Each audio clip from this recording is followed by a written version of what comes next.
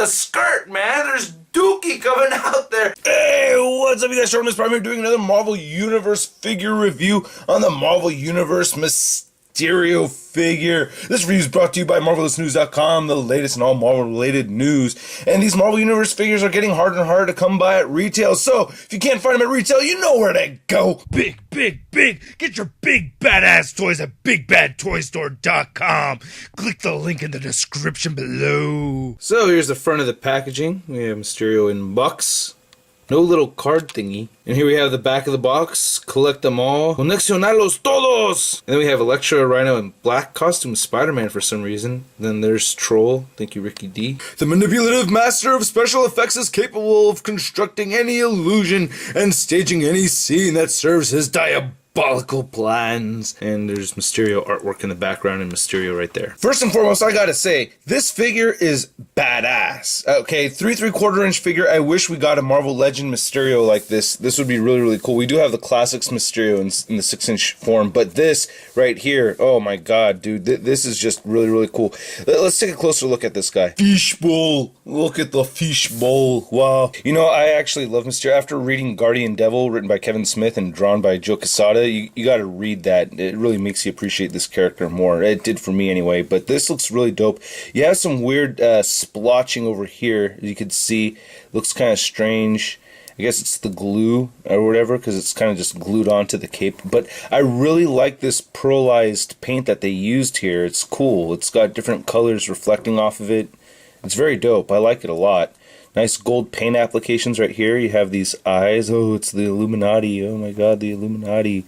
Really nice detailed right here in his gauntlets. Now the figure itself doesn't have any real paint detail on it. It's just a solid green color, and they reuse this mold that we've been seeing a lot lately, which I like. It's my favorite male Marvel Universe mold.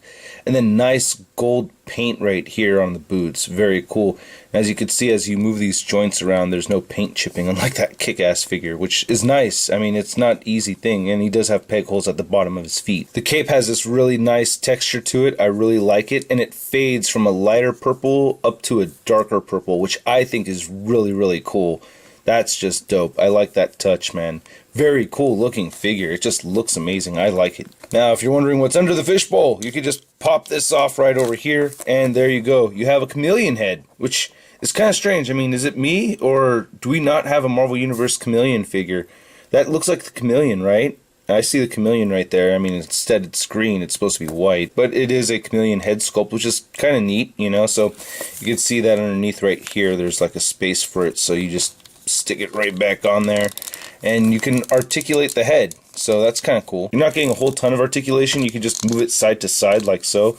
I guess you could tilt it back a little bit. Nah, it's kind of weird. You don't really want to do that. But anyway, his ball jointed shoulders move outward. They move forward. He has a bicep swivel, single jointed elbow. He rotates right here at the forearm, and then he rotates at the wrists as well. So that's pretty cool. He has a diaphragm joint that allows some movement crunching forward, a little bit more moving backwards. You can twist it side to side. He also has the waist joint, which is great. His legs, these leg joints are a little tricky, but I still like them. You can move them outward like that, just that much, and then you can move them forward as well. If you want to move them outward even more, you can rotate all the way and then rotate the thigh joint so you get a really high kick, but you know, that's kind of funny. Most people don't pose their Mysterio figures like that, but if you want to, you can. Double jointed knees, and he has boot rotation right over here. The ankles move down, they move up, and it has a gorgeous ankle pivot.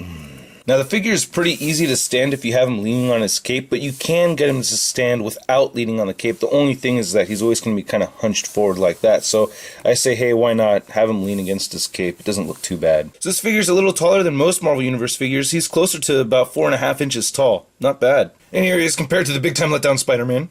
And here he is compared to the Daredevil from the Daredevil Bullseye 2-pack. For you 6-inch scale collectors, here he is compared to the Spider-Man Classics Mysterio, which came out from Toy Biz a while ago. Both are very cool figures. This guy has a whole textured thing going on right here throughout his suit, more detail in his boots. The gauntlets are pretty much the same, even though I like the gold more so than the yellow. And this guy has this whole, you know, gimmick thingy where his head changes, you know, when you push this button in the back, which this one doesn't have. But, you know, as an overall look, Man, this is just really cool. I don't know. I think this looks a little bit cooler. I like the effect they did with the cape. The fishbowl just looks a lot cooler to me than this one right here. I mean, this one doesn't even look like a complete bowl. This is just really, really nice. I think Hasbro killed it on this one. Great, great figure. Totally recommend it. Hope you guys like my review, and I will catch you later. Peace.